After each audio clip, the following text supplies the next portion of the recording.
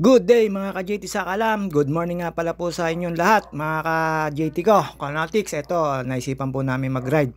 May 1 at hindi po namin kasama si Pinsan Chino. Kami lang po ni Sir Alex at ni Parin Darwin. At shoutout nga pala po kay Pinsan Bernard Cajo Sensil at kay Sir Gilbert Aguirre at kay Mrs. Aguirre. Shoutout po sa inyo ma'am, sa family nyo.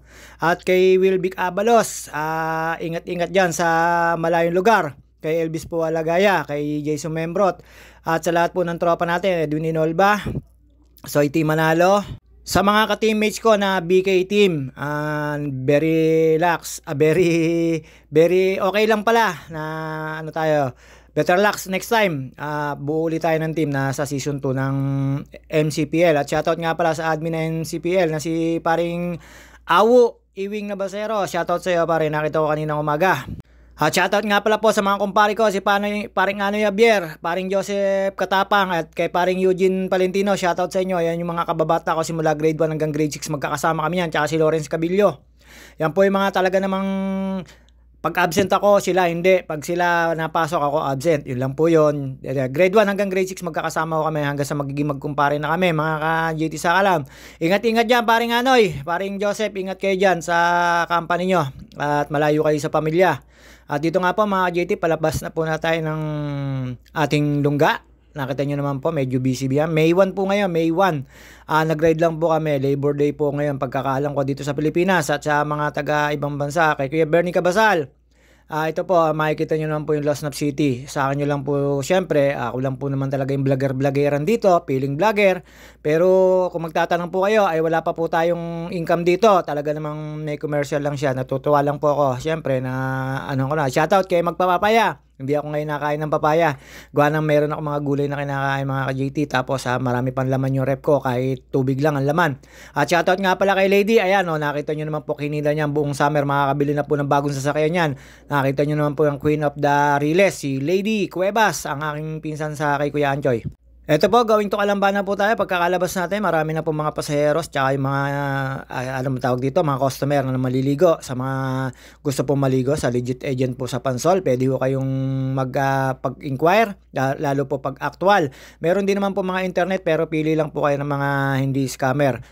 Basta pa-legit check lang na lang po kayo. Marami rin po mga agent dito sa Pansol na talaga naman po legit agent na wag po kayong matatakot dahil actual naman po ay marababait po yan. Ihahanap po kayo sa mga available po yung mga resort. At ito po mga ka-JT, syempre ride lang po tayo. Lampas po tayo ng Bukal at lampas po tayo ng Halang. Papuntang crossing po tayo. Daan po tayo doon ng Shoemart mga ka-JT. Sikat na ano dito, Shoemart sa Calamba. Pero marami naman po mga Shoemart din po sa ibang bansa. Ibang bansa sa ibang lugar.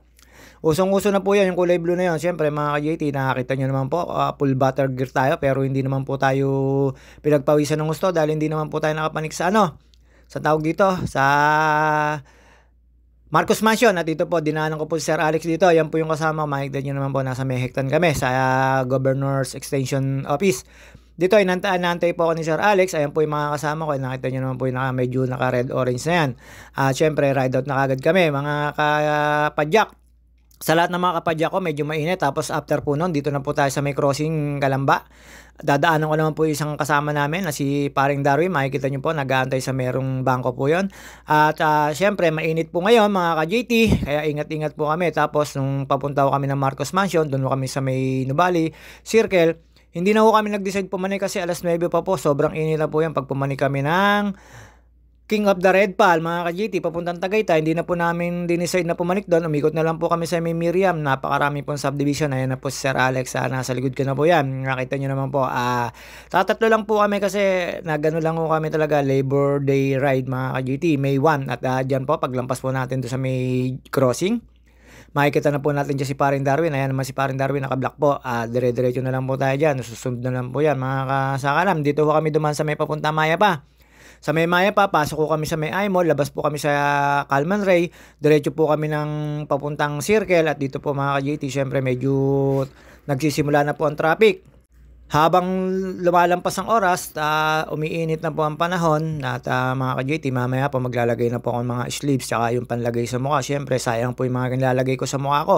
Yung mga Everbilena Cosputek, mga ka-JT, siyempre, minsan naman po, tsaka yung mga ano natin, sabong pampaputi. Hindi, joke lang po. Ang gamit ko lang po talaga ay Antabax. Baka naman. Ayun po, siyempre nabibigyan po tayo ng sabon tsaka yung mga sabon-sabon na parang Argo, yun po yung mga sinasabon ko sa katawan ko. Hindi lang po tayo naglalabas ng bahay at sobrang init po. Ito po na napalabas lang po tayo. Ano yun? Nakakalito ka, JT sa alam. Lumabas po tayo ngayon, May 1, para mag-ride pero hindi po kami pinalad na pumalik sa taas. Ayan, nakita nyo naman po, hinahabol ako nung anino ko. Nakakita nyo naman po yan, hindi ako maka-overtake dyan sa nagbabike na lagi nasa unan. At ito po yung expressway, Maya pa Bridge, pababa po nito ay San Jose, papunta na po itong Maya pa Church, papunta na po ito ng Canlubang I-Mall. Basta dire-diretso lang po ito, National Road na to. Ayan, medyo nagpapakit tayo, palingon-lingon lang po tayo dyan. Siyempre, nag-aantay po tayo ng mga sasakyan para safe tayo. Hindi po tayo basta liliko. Medyo lumaki-laki po braso ko kasi nanaba po tayo talaga. Ayan, nandito na po tayo sa Industrial, Canlubang Industrial mga ka-JT. Nakita nyo naman po, hindi ko ma-overtake yan nasa unahan ko. Napakabilis pumadyak po niyan mga sakalam JT. Ako medyo lagi lang po ako nasa gade. Anino ko po yan kasi nakatalikod po ako sa araw. At ayun nga po mga ka-JT, syempre sabi ng ibang doktor, kailangan din naman natin ng init sa katawan para doon sa vitamin. Hindi ko po alam kung anong vitamins, basta kailangan daw po sa katawan yan. At nung nakaramdam na po ako ng sobrang init ng panahon, naglagay na po ako ng sleeves kahit wala na po sa ating mangingitim. Naglagay rin po ako ng panlagay sa muka. Mahapdi po talaga kasi sobrang init mga ka-JT. Dito, dire-diretso lang po tayo dyan. Pagdating nyo po doon sa may entry ng Calman Ray, kanan po tayo, palabas po ng Nubali. At pagdating ko po sa Nubali, makikita nyo na po to circle na to. Unang circle po niya, pag galing po kayong Canlubang I-Mall, ay papuntang Nubali Park, mga ka-JT. Basta ito po ay circle din po ng Nubali to. Sa susunod pong entry, tsaka po kayo kakanan, Papa Marcos Mansion naman po yon. Hindi po kami pinalad at nagano na lang po kami, kumain po kami ng taho. At yun nga po, salamat kay Sir Alex at anuhan tayo ng taho. Doon nga po, nag-decide kami na umikot na lang ng Miriam College. Medyo maaga pa, kaya hindi na rin po kami dumasid pumalik uli ng Marcos Mansion. Nag-decide na lang kami umuwi kasi hindi naman din kami papapasukin. Alas 9 pa raw po yung pasok ng mga bikers doon sa may at meron dyan, may naka-encounter ako dyan kotse na hindi natingin. Nakakita nyo naman po, kinat pa ako, pero okay lang po yun mga ka-JT. Konting hinahon na lang po tayo kasi babae po yung driver. At makikita nyo po dyan, lalampas po siya dyan, tapos biglang pa-placer, makakat niya naman po dyan isang motor tsaka isang bike. Ayun, nakita nyo naman po. Ayan kitang-kita nyo naman po. Napakalayo nyo po. Ayan may muntik niya pa maano yung Ayan sina Sir Alex at si parang Darwin. Okay lang po yan. Pagbigyan na lang po natin kasi medyo naliligaw lang po talaga. Pero syempre mga ka-GT, tayo nakakaunawa. Tayo na lang po mag-adjust para wala na lang pong road rage. At yun nga po mga ka-JT, dire-diretso lang po tayo dito. At nung nalaman namin na bawal pumanik, nag-decide na lang po kami na kumain ng taho. Papasok na po ito na Marcos Mansion. Nakalabas na ako dyan sa magtataho na yan mga JT. Tapos pagdating po doon sa guard, pinabalik po kami. Alas 9 pa raw po. Kaya napakaga ho kami dyan. 6:30 pa lang ho ata. Nandiyan na kami mga JT. At syempre quick ride lang. Dahil mainit o panahon, ayaw din po namin maabuti ng tanghali sa taas. At ito po Sir Alex. Ayan, nagkukwentuhan na po kami dyan. Nagmamartes na kami dyan. Pati si paring Darwin. Nagpataho dyan si Sir Alex at nag-decide kami, nag-usap-usap kami na umikot na lang ng Miriam. At si Sir Alex hindi pa pala nakakarating ng Miriam kaya inikot ko po siya doon. Medyo ang dami naman mahaba rin naman po yung aming dadaanan doon. Medyo ahon, lusong, depende po sa dadaanan nyo. At ito, tinatakal na po yung taho namin pagkatapos ng isa at marami na pong bikers dyan na nagbabalikan dahil bawal pa nga po. Napaaga kami, alas 9 pa. At nilagyan ng matamis ni Kuya. Siyempre, pinahalo ko tapos lagi nilagyan pa uli ng matamis. At ayun po mga JT, ito po yung almusal natin. Medyo diet tayo pero ubusin natin to. Sayang yung libre ni Sir Alex. Thank you so much Sir Alex. At sana sa susunod na makalayo na tayo. Ayan, nagbalikan siya at sinabihan na namin siya na bawal doon. Dumiretso pa rin, nagbaka sakali. At dito po mga JT, siyempre pagbalik namin, at ito na po yung sinasabi ko sa inyo, napapunta pong mga magagandang subdivision na papuntang Miriam College. Dire-diretso lang po yan. Tapos may kakananan kayo sa dead end ito. At napakasarap na po rito. Tapos mapuno na po rito. Minsan tinatanggal ko po dyan yung aking mask. Pero syempre nakita nyo naman dilaw na dilaw yung mask ko para kitang-kita ko. Para kung dyan, hindi ako mababangga. Nakita nyo naman po, colorful yung mga kasuotan ko. At naisipan ko po mag-jersey dahil matagal na ako hindi nag-jersey ng pagbabike. At ayun naman po, kasya pa naman. At medyo lumaki lang po yung tiyan natin mga ka-JT. Habang nasa unan ako na binibidyo ko si Sir Alex dyan. At sila paring Darwin. Ayan po, sila yung nasa uli. Medyo nag-aahon po tayo dyan kaya medyo mahirap yung pedal namin dyan mga kasakalam JT. Nakita nyo naman po, nakakaway pa si Parang Darwin. At dito po, wala kami nakita mga ano dito, mga sa sightseeing, puro kami boys. At dati po kasi dito, pagka ride ka rito, napakarami po ditong bikers. Sa ngayon, hindi ko po alam kung bakit konti lang po kami mga bikers. Siguro medyo tinatamad yung iba, sobrang init. Pero kami, bawal tamarin. At ito po mga ka-JT, dire-diretso lang po tayo dito. Basta yung dead end ito ay kakanan ka lang, pwedeng kumaliwa, pwedeng kumanan, basta paikot lang po ito. Napakalaki po nitong subdivision na to, kanya-kanya pong gate to. At may marami po ditong syempre, mga rich na tao. Pero may priority po rito ang bike lane kasi ang dami rin po nagbabike dito, tapos ang dami rin po nagwo-walking, kaya ito kailangan lang ano ka lang, hindi kayo pwede dumoble, dapat isa-isa lang na lagi kayo nasa tagiliran dahil nakakayari naman. Nakikita nyo naman po meron diyang sign na bike lane mga ka-JT. Sa mga naikot po rito, ingat-ingat po tayo. At yun, hindi po kami pinalad doon umikot sa may papuntang Mahada out, Mahada in kasi bawal na raw po ang bike, motor na lang daw po ang pinalalabas doon. Dati pwede, ngayon hindi na po, hindi ko po alam kung anong kung bakit ayaw na magpa-exit doon. Siyempre, sunod lang po tayo, pinaikot na lang po ulit tayo at dito na rin po kami dumaan. At yan, siyempre, magpapakit po tayo. Medyo malamig po dyan, kaya nagtanggal ako na mask. Nakita nyo naman po si JT sa Akalam. Parang hindi napapagod, pero hingal na yan. At nakita nyo naman po, medyo malaki na tiyan natin, kaya magda-diet na po ulit tayo. Pero yung timbang ko naman po ay ganun pa rin. Pero siyempre, mga ka-JT, kailangan po natin mag-diet na. At nakita nyo naman po, pakit lang po tayo dyan, mga kasakalam JT. Shoutout nga wala po sa mga katropa natin na naglalaro ng basketball. Good luck sa championship sa Friday. Wala po muna tayo ngayong video ng basketball. Gawa ng po sa Friday pa po ng gabi ang finals at battle for third. Ayun nga po, pinalad kami. Napalaban lang ng battle for third at minalas naman sa laban ng finals. At ito po mga ka-JT, nakita nyo naman po, ayan yung sinasabi ko na may mga sign na bike lane. Basta yan, single lane lang po tayo dyan. Tapos pagdadiretso nyo po dito, ayan yung dead end na yan.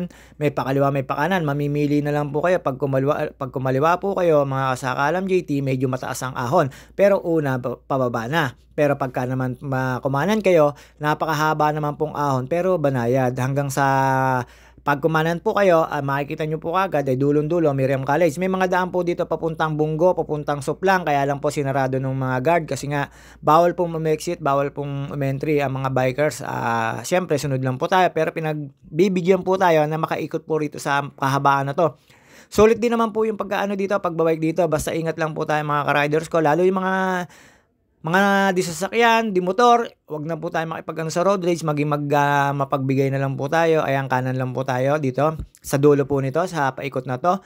Yung dulo ng dead end, kaliwa lang po kayo. Miriam College po yun. Pag nakita nyo po yung Miriam College, kaliwa na po kayo mga kasakalam JT. Ito, ayan, nakita nyo naman po mahabang ahon nito, pero kayang-kaya naman pong pedalan. Pero syempre, dito po tayo dumaan sa Banayad na mababang ahon na mahaba. Kasi po dun sa kaliwa, pagdating nyo po dun sa babang baba, kakanan po kayo para umikot papunta rito, napakataas naman po ng ahon, pero kakapiraso lang po, wala pa pong 1 kilometro. Ito naman po, may 2 kilometro na ganito yung dadaanan nyo rito hanggang sa marating nyo po yung Miriam College. Dito lang po yan sa sa Laguna, pero may sakop din po dito, alam ko, hati po ito ng Kabuyaw at Kalamba mga ka-JT. Ang pagkakaalam ko po basta ito po ay nasa may parte rin po ito ng papuntang Upland, Palo Alto po. At then, di po, Mahada. Basta yun po, pagkakalam ko mga kasakalam JT. At yan po yung sinasabi ko sa inyo. Pag nakita nyo na ba yung MC na yan, diretso po lang po yan. Pag kita nyo po yung bakod, makikita nyo na po dyan yung kaliwaan. Tapos may mga subdivision dito. Private subdivision po ito, kaya medyo mahigpit po rito. Kailangan din po ng mga sticker dito, mga ka-JT. Pero dito sa highway na to, makakapasok po kayo. Pagdating po sa mga mismong gate ng mga subdivision, medyo may kahigpitan na ho. Bawal po walang sticker, tapos bawal din pong pumasok na hindi alam nung homeowners mga ka-JT, kaya itatawag pa po nila. Ganun po kahigpit dito mga kasakalam JT.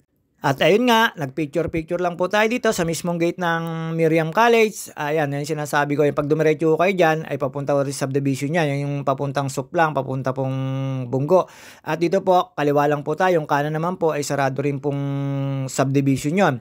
Wala na pong exitan doon. Bawal na po yung exitan doon na dinaanan namin papuntang Suplang. Ito, kumaliwa lang po tayo. Miriam College po yan. At after po natin makakaliwa dyan, mga ka-JT, ayan na may mga kasabay na po tayong bikers. At tumigil lang po kami dyan sa may gate ng Miriam College para mag-picture. At alam nyo na po, para magpa-cute.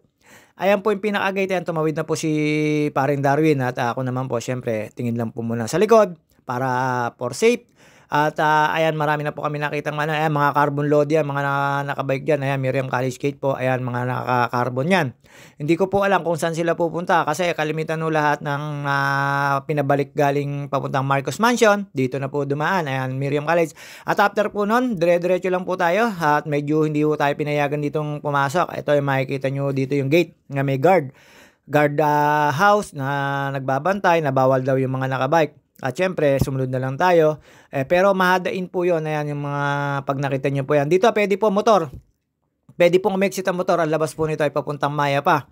Maya pa Church, yung may stoplight doon. Mga ka-GT, may tulay. Ayan. Si ate, taga rito yan. Kaya pinayagan niya kasi parang pauwi na yan galing trabaho. At kami po, syempre, binawalan kami, kaya bumalik na lang po kami. At after po niya, mga ka-JT, syempre, hindi naman po kami pasaway, kaya bumalik po kami. At ayun, tinawag po ako ng guard, mga kasakalan JT, kaya bumalik po tayo. At after po natin bumalik, eto, paikot na po tayo sa dadaanan namin. Palabas na lang na po kami dun sa dati naming inentryhan. At hanggang dito na lang po tayo, mga ka-JT Sakalam. Maraming salamat sa mga sumusuporta at sa mga naniniwala sa akin at nagtitiwala. At shoutout kay Cecil Capunidan. Shoutout sa iyo at sa ate mo na malakas sa online. Sana baka naman masundan yung shoes. Thank you so much. At maraming salamat po sa lahat. Hanggang dito na lang po muna tayo kasi pa-exit na tayo. Palusong po ito. At medyo mahirap po pumidal dito mga ka-JT. See you on my next video. Sa lahat ng hindi ko po na shoutout, pasensya na. Comment below. Sa lahat po ng gusto magpa-shoutout. Babus!